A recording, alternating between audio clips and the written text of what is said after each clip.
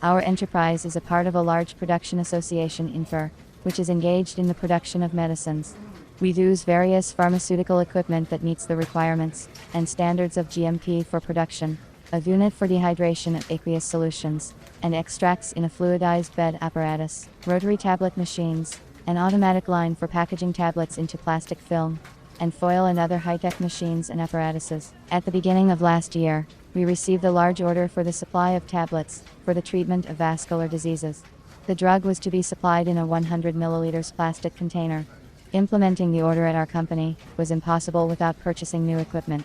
We decided to buy new automatic equipment for capping and screwing of caps. It should feed caps with subsequent capping of the bottles, to be installed in a line for packaging tablets, into plastic bottles of 100 milliliters with a capacity of at least 6,000 caps per hour.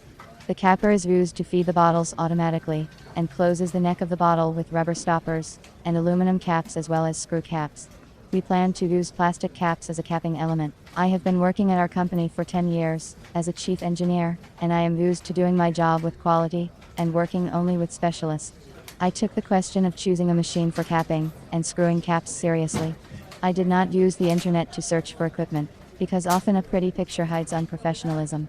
I visited the International Exhibition of Equipment, Raw Materials and Technologies for Pharmaceutical Production, which took place in Moscow. There were many machines for capping and screwing caps on display, companies from all over the world. I chose 3 that best suited my requirements, and took contacts from the representatives. The selected automatic equipment was necessary to agree with the management, and then conclude a contract for the supply.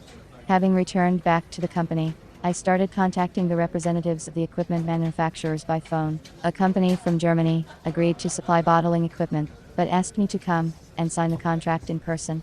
Unfortunately, I could not travel to the EU, as I did not have a visa, and the visa process would have taken at least 3 months. One company from China sent me a catalog of products in the mail. I chose for a long time, but I could not figure out whether the equipment will be able to cork bottles of plastic with the allowable volume of bottles. The third manufacturer from Krasnodar listened to me and replied that he could make the equipment only 6 months, citing the large volume of orders. I had to refuse, since I needed the machine in the shortest possible time. A machine had to be found, and I realized that I would not be able to do it on my own. This made me a little less confident. However, the manager of the company in Krasnodar helped me out here. He suggested a specialist in pharmaceutical equipment supply, who could find another option of equipment.